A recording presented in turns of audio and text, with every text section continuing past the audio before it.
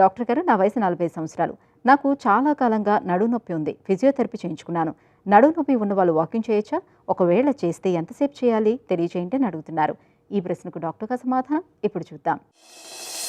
మీ వయసు 45 సంవత్సరాలు అంటున్నారు.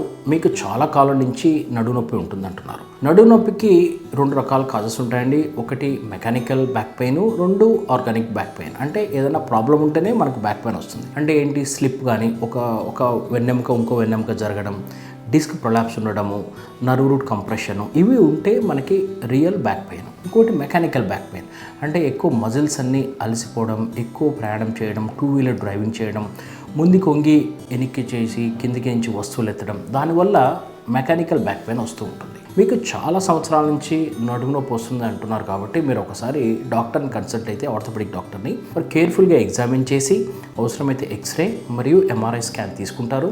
దానివల్ల మనకు తెలుస్తుంది ఎగ్జాక్ట్గా what is the cause for your back pain. దాన్ని బట్టి మీకు ట్రీట్మెంట్ ఇస్తారు. రెండో క్వశ్చన్ అడిగారు మీరు, నడవవచ్చా లేదా అని. బ్యాక్ పెయిన్ ఉన్నప్పుడు నడవచ్చండి. అబ్సల్యూట్గా బెడ్ రెస్ట్ అవసరం లేదు. మీరు ఎంత నడిస్తే అంత మంచిది.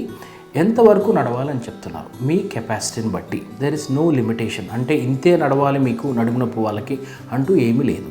మీరు ఎంత నడిస్తే అంత మంచిది. ఓన్లీ థింగ్ మనం ఏం చెప్తామంటే ముందుకు వంగి చేయొద్దు, ఎక్కువ బరువులు లిఫ్ట్ చేయొద్దంటాం. అవి దీనివల్ల ఏమవుతుందంటే బ్యాక్లో స్ట్రెస్ పడుతుంది. ప్లస్ ఫిజియోథెరపీ చేయించుకోమంటాం. అంటే నడుము పక్కన ఉన్నటువంటి మజిల్స్ని స్ట్రెంథనింగ్ చేయడం, వైటమిన్ డి ఇంజెక్షన్ తీసుకోవడం, కాల్షియం సప్లిమెంట్స్ తీసుకోవడం, రెగ్యులర్ డైట్ తీసుకోవడం, ఒబిసిటీ ఉంటే వెయిట్ తగ్గించుకోవడం, ఇవి చేసుకుంటే నడుము నొప్పిని సాధ్యమైనంత వరకు తగ్గించుకోవచ్చు. నడకలో మాత్రం ఏ విధమైనటువంటి లిమిటేషన్ లేదు.